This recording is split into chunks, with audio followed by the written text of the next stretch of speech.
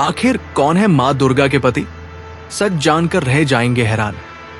नमस्कार मित्रों, आज मैं आपके सामने एक ऐसा सत्य लेकर आया हूं जो शायद बहुत कम लोगों को पता है। एक ऐसा रहस्य जिसे जानकर आपका मन श्रद्धा से भर जाएगा और आप सोचने पर मजबूर हो जाएंगे कि धर्म कितना गहरा है, कितना विशाल है। हम सभी मां दुर्गा को जानते हैं, उस महाशक्ति को जो रक्तबीज जैसे असुरों का संहार करती है, जो महिषासुर जैसे अत्याचारियों को धूल चटाती है, जो शुंभ निशुंभ जैसे दानवों को पराजित करती है। लेकिन क्या आपने कभी सोचा है कि मां दुर्गा के पति कौन है? क्या आदि शक्ति का भी कोई स्वामी है? क्या उस महाशक्ति का भी कोई साथी है जो समस्त ब्रह्मांड को धारण करती है? आइए आज इस रहस्य की परतें खोलते हैं। आइए जानते हैं उस सत्य को जो हमारे शास्त्रों में छिपा है, लेकिन बहुत कम लोगों की नजर उस पर पड़ती है।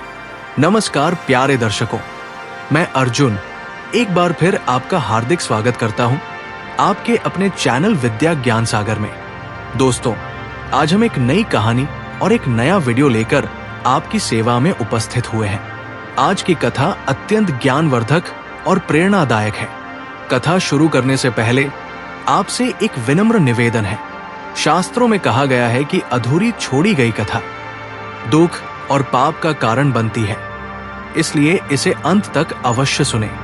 और अगर आप अपनी मां से सच्चा प्रेम करते हैं तो इस वीडियो को लाइक करें, हमारे चैनल को सब्सक्राइब करें और कमेंट में मां लिखकर अपना समर्थन दें। तो आइए बिना किसी विलंब के आरंभ करते हैं आज की प्रेरणादायक कथा। बात उस समय की है जब महर्षि वेदव्यास जी अपने शिष्यों को धर्म का ज्ञान दे रहे थे, हिमालय की गुफा में बैठे हुए, जहां ठंडी हवाएं चल रही थी और ध्यान की गहराई में डूबे हुए ऋषिमुनि सत्य की खोज कर रहे थे। तभी एक युवा शिष्य ने साहस जुटाकर प्रश्न किया, गुरुदेव, हम सभी जानते हैं कि मां लक्ष्मी के पति भगवान विष्णु हैं, मां सरस्वती के पति ब्रह्मदेव हैं, मां पार्वती के पति भगवान शिव हैं, लेकिन मां दुर्गा के पति कौन है? वो आदिशक्ति जो समस्त देवताओं को शक्ति प्रदान करती है, उनका स्वामी कौन है? ये प्रश्न सुनकर गुफा में सन्नाटा छा गया। सभी शिष्य एक दूसरे की ओर देखने लगे। कुछ देर तक मौन रहा। फिर महर्षि वेदव्यास ने अपनी आंखें खोली और उनके चेहरे पर एक गंभीर भाव आ गया। उन्होंने कहा, पुत्र, यह प्रश्न सरल नहीं है। इसका उत्तर उतना ही गहरा है जितना समुद्र, उतना ही विशाल है जितना आकाश और उतना ही रहस्यमयी है जितना काल का चक्र। लेकिन तुमने पूछा है तो मैं तुम्हें सत्य बताऊंगा, वो सत्य जो देवलोक में भी बहुत कम जाना जाता है। महर्षि वेदव्यास ने कहा, सुनो, जब ये सृष्टि नहीं थी, जब ब्रह्मांड का कोई अस्तित्व नहीं था, जब न सूरज था, न चांद, न धरती थी, न आकाश, तब केवल दो तत्व विद्यमान थे।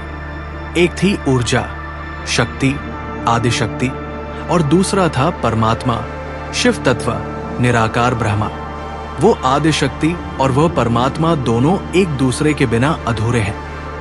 जैसे अग्नि और उसकी ऊष्मा, जैसे सूर्य और उसका प्रकाश, जैसे चंद्रमा और उसकी शीतलता, दोनों अलग अलग नहीं हो सकते। दोनों एक ही सिक्के के दो पहलू हैं। शिव शक्ति के बिना शव है, निर्जीव है, और शक्ति शिव के बिना दिशाहीन है, लक्ष्यहीन है। इसलिए जब हम मां दुर्गा के पति की बात करते हैं तो हमें समझना होगा कि वे भगवान शिव से अलग नहीं हैं। एक शिष्य ने बीच में टोकते हुए कहा, लेकिन गुरुदेव, मां पार्वती तो भगवान शिव की पत्नी है, फिर मां दुर्गा कैसे? वेदव्यास जी मुस्कुराए और बोले, यही तो रहस्य है पुत्र, यही तो वो सत्य है जिसे समझना कठिन है। मां पार्वती और मां दुर्गा दोनों एक ही शक्ति के विभिन्न रूप हैं। जैसे जल कभी बर्फ बनता है तो कभी भाप, लेकिन मूल तत्व वही रहता है। महर्षि ने आगे कहना जारी रखा, देवी भागवत पुराण में लिखा है कि जब देवी आदिशक्ति ने रौद्र रूप धारण किया, जब उन्होंने दुर्गा का स्वरूप लिया असुरों के संहार के लिए, तब भगवान शिव ने उन्हें अपना अर्धांग बनाया, अर्धनारीश्वर का रूप धारण किया। मार्कंडेय पुराण में स्पष्ट लिखा है कि मां दुर्गा भगवान शिव की पत्नी है। वे कैलाश की स्वामिनी है, वे त्रिलोक की महारानी है। लेकिन यह भी सत्य है कि वे किसी की मोहताज नहीं है। वे स्वयं में पूर्ण है, वे आत्मनिर्भर है। देवी महात्म्य में कहा गया है कि जब देवताओं ने मां दुर्गा की स्तुति की तो उन्होंने कहा, त्वं वैष्णवी शक्तिरंत वीर्या विश्वस्य बीजम परमासी माया, अर्थात आप विष्णु की शक्ति है, आप ब्रह्मा की शक्ति है, आप शिव की शक्ति है, आप सब में व्याप्त है। तो फिर प्रश्न उठता है, मां दुर्गा के पति कौन है? क्या शिव? क्या विष्णु? क्या ब्रह्मा? गुफा में सभी शिष्य ध्यान मग्न थे। हर एक का मन इस रहस्य को सुलझाने में लगा था। महर्षि वेदव्यास ने एक गहरी सांस ली और कहना शुरू किया, अब मैं तुम्हें वो कथा सुनाता हूं जो स्कंद पुराण में वर्णित है, जो बहुत कम लोग जानते हैं। प्राचीन काल में एक बार देवी सती ने भगवान शिव से पूछा, हे नाथ, मैं आपकी अर्धांगिनी हूं, लेकिन जब मैं दुर्गा रूप धारण करती हूं, जब मैं महिषासुर से युद्ध करती हूं, तब मेरे साथ आप क्यों नहीं होते? क्या तब मैं आपकी पत्नी नहीं रहती? भगवान शिव ने उत्तर दिया, हे देवी, तुम हर रूप में मेरी ही हो। चाहे तुम सती हो, चाहे पार्वती, चाहे काली या चाहे दुर्गा, तुम सब में मैं ही हूं और मैं तुम में हूं। जब तुम युद्ध करती हो तो मैं तुम्हारे साहस में हूं, जब तुम रक्षा करती हो तो मैं तुम्हारी शक्ति में हूं, जब तुम सहार करती हो तो मैं तुम्हारे त्रिशूल में हूं। मैं तुम्हारे साथ इसलिए नहीं आता क्योंकि तुम स्वयं पूर्ण हो, तुम्हें किसी की आवश्यकता नहीं है। यही तुम्हारी महिमा है, यही तुम्हारा वैभव है। देवी ने फिर पूछा, तो क्या मैं आपसे अलग हूं? शिव ने मुस्कुराते हुए कहा, नहीं, तुम मुझसे कभी अलग नहीं हो सकती। जैसे आग और उसकी गर्मी अलग नहीं हो सकती, जैसे चंद्रमा और उसकी चांदनी अलग नहीं हो सकती, वैसे ही हम दोनों एक हैं। केवल रूप अलग है, कार्य अलग है, लेकिन आत्मा एक है। महर्षि ने आगे कहा, जब महिषासुर ने तीनों लोकों में त्रास मचाया, जब देवताओं को स्वर्ग से भगा दिया गया, तब सभी देवता भगवान विष्णु और भगवान शिव के पास गए। उस समय भगवान शिव ने कहा, देवताओं, घबराओ मत, मैं अपनी शक्ति को भेजूंगा, वो इस असुर का संहार करेगी। तभी देवताओं ने पूछा, हे महादेव, आप स्वयं क्यों नहीं जाते? शिव ने उत्तर दिया, क्योंकि ये कार्य शक्ति का है, ये कार्य मां दुर्गा का है। मैं तो केवल साक्षी हूं, मैं तो केवल दृष्टा हूं। जब मेरी शक्ति युद्ध करेगी तो मैं उसे कैलाश से देखूंगा, मैं उसे अपनी ऊर्जा दूंगा, लेकिन युद्ध वो स्वयं लड़ेगी। और सच में जब मां दुर्गा महिषासुर से युद्ध कर रही थी, भगवान शिव कैलाश पर्वत पर बैठे हुए ध्यान में थे, लेकिन उनका ध्यान मां दुर्गा पर ही था। उनकी शक्ति मां दुर्गा में ही प्रवाहित हो रही थी। जब मां दुर्गा ने महिषासुर का सिर काट दिया, उसी क्षण भगवान शिव ने अपनी आंखें खोली और मुस्कुराए। उन्हें पता था कि उनकी शक्ति ने फिर से धर्म की स्थापना कर दी है। पुत्रों, वेदव्यास जी ने गंभीरता से कहा, अगर तुम्हें यह जानना है कि मां दुर्गा और भगवान शिव का क्या संबंध है, तो अर्धनारीश्वर के रूप को देखो। अर्धनारीश्वर वो रूप है जहां शिव और शक्ति दोनों एक शरीर में है। आधा भाग शिव का है और आधा भाग शक्ति का। यह दर्शाता है कि दोनों अलग नहीं है, दोनों एक ही है। जब ब्रह्मा जी ने सृष्टि की रचना की, तब उन्होंने अर्धनारीश्वर की आराधना की थी।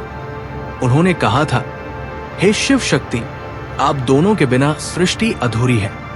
पुरुष के बिना प्रकृति अधूरी है और प्रकृति के बिना पुरुष अधूरा है।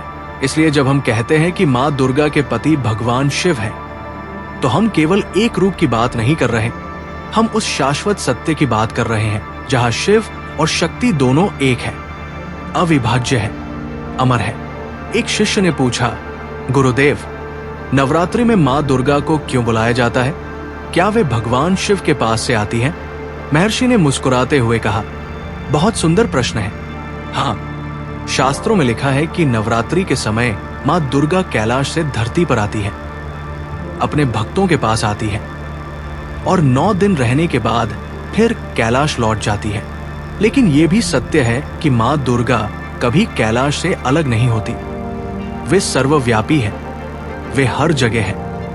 लेकिन नवरात्रि में उनकी विशेष कृपा होती है, उनका विशेष आशीर्वाद मिलता है। भगवान शिव नवरात्रि में उपवास रखते हैं, वे मां दुर्गा की पूजा करते हैं। ये दर्शाता है कि भले ही वे पति पत्नी हैं, लेकिन भगवान शिव मां दुर्गा की शक्ति को प्रणाम करते हैं, उनका सम्मान करते हैं। ये भारतीय संस्कृति की महानता है। यहाँ पति भी अपनी पत्नी को देवी मानता है, उसकी पूजा करता है, उसका सम्मान करता है। महर्षि ने आगे बताया, कभी कभी लोग भ्रमित हो जाते हैं। वे सोचते हैं कि मां काली अलग है, मां दुर्गा अलग है, मां पार्वती अलग है। लेकिन सच ये है कि सभी एक ही आदिशक्ति के विभिन्न रूप हैं। जब असुरों का संहार करना होता है तो वे दुर्गा बनती है। जब रक्त बीज जैसे दुष्टों को मारना होता है तो वे काली बनती है। जब भगवान शिव के साथ गृहस्थ जीवन जीना होता है तो वे पार्वती बनती है। लेकिन आत्मा एक ही है और इन सभी रूपों में उनके पति भगवान शिव ही है। चाहे वे दुर्गा हो, चाहे काली, चाहे पार्वती, उनका संबंध भगवान शिव से शाश्वत है, अटूट है, अमर है। महर्षि वेदव्यास ने एक और कथा सुनाई। एक बार मां पार्वती ने भगवान शिव से कहा, हे नाथ, मैं जानना चाहती हूं कि आप अधिक शक्तिशाली हैं या मैं। भगवान शिव ने हंसते हुए कहा, हे देवी, ये प्रश्न ही निरर्थक है। हम दोनों एक हैं। शक्ति और शक्तिमान में कोई अंतर नहीं है। लेकिन मां पार्वती अड़ गई। उन्होंने कहा, नहीं, मैं जानना चाहती हूं। तब भगवान शिव ने कहा, ठीक है, यदि तुम मुझसे अलग हो जाओ तब पता चल जाएगा। और उस क्षण देवी ने अपनी शक्ति भगवान शिव से अलग कर ली। भगवान शिव शव की तरह निर्जीव हो गए। वे हिल नहीं सके, बोल नहीं सके, कुछ नहीं कर सके। देवी ये देखकर घबरा गई। उन्होंने तुरंत अपनी शक्ति वापस भगवान शिव को दे दी। भगवान शिव पुनः जीवित हो गए। भगवान शिव ने कहा, देखा देवी, मैं तुम्हारे बिना शव हूं, निर्जीव हूं, और तुम मेरे बिना दिशाहीन हो। हम दोनों एक दूसरे के पूरक हैं। हम दोनों मिलकर ही पूर्ण हैं। ये कथा दर्शाती है कि मां दुर्गा और भगवान शिव का संबंध केवल पति पत्नी का नहीं है, ये आत्मा और परमात्मा का संबंध है। ये शक्ति और शक्तिमान का संबंध है। शिव पुराण में लिखा है, महर्षि ने बताया, जब हिमालय राज की पुत्री पार्वती ने कठोर तपस्या की भगवान शिव को पति रूप में पाने के लिए, तब उन्होंने कहा था, मैं केवल पार्वती नहीं हूं, मैं वो शक्ति हूं जो ब्रह्मांड को चलाती है। मैं वो ऊर्जा हूं जो सृष्टि का आधार है। भगवान शिव ने उनकी तपस्या से प्रसन्न होकर उन्हें स्वीकार किया और कहा, हे देवी, तुम मेरी अर्धांगिनी हो, तुम मेरी शक्ति हो, तुम मेरी सब कुछ हो। उस दिन से मां पार्वती, मां दुर्गा और आदिशक्ति के सभी रूप भगवान शिव की पत्नी बन गई। लेकिन ये विवाह साधारण विवाह नहीं था, ये ब्रह्मांडीय मिलन था। ये शिव और शक्ति का पुनर्मिलन था। कैलाश पर्वत पर जब उनका विवाह हुआ तब सभी देवता आए। ब्रह्मा जी ने कन्यादान किया, विष्णु जी ने सखा बनकर सहायता की और समस्त देवताओं ने आशीर्वाद दिया। लेकिन सबसे महत्वपूर्ण बात यह थी कि उस विवाह में दोनों ने एक दूसरे से ये वचन लिया कि वे सदा साथ रहेंगे। हर युग में, हर काल में, हर परिस्थिति में। एक शिष्य ने जिज्ञासावश पूछा, गुरुदेव, तो क्या ये कहना सही है कि मां दुर्गा केवल शिव की ही नहीं बल्कि विष्णु और ब्रह्मा की भी शक्ति है? महर्षि ने सिर हिलाया और कहा, बिल्कुल सही। ये वास्तव में बहुत गहरा सत्य है। मां दुर्गा आदिशक्ति है, वे सबकी शक्ति है। जब सृष्टि की रचना होती है तो वे ब्रह्मा की शक्ति बनकर सहायता करती है। जब सृष्टि का पालन होता है तो वे विष्णु की शक्ति बनकर सहायता करती है। और जब सृष्टि का संहार होता है तो वे शिव की शक्ति बनकर सहायता करती है। लेकिन जब बात विवाह की आती है, जब बात पति पत्नी के संबंध की आती है, तो शास्त्रों में स्पष्ट लिखा है कि मां दुर्गा भगवान शिव की ही पत्नी है। मां लक्ष्मी विष्णु जी की पत्नी है, मां सरस्वती ब्रह्मा जी की पत्नी है और मां दुर्गा शिव जी की पत्नी है। लेकिन गहराई से देखें तो ये तीनों देवियां भी उसी एक आदिशक्ति के ही विभिन्न रूप है। महर्षि ने एक और रोमांचक कथा सुनाई। जब रक्तबीज नाम का असुर पैदा हुआ, जिसकी हर बूंद खून से हजारों रक्तबीज पैदा हो जाते थे। तब माँ दुर्गा ने भयंकर काली का रूप धारण किया। उस समय माँ काली इतनी भयंकर थी कि देवता भी डर गए। वे नृत्य करती हुई सहार कर रही थी, असुरों का खून पी रही थी, और जब सभी असुर मर गए तब भी उनका तांडव नहीं रुका। देवता घबरा गए। उन्होंने भगवान शिव से प्रार्थना की, हे महादेव, आपकी शक्ति को कौन रोक सकता है? वे तो सब कुछ नष्ट कर देंगी।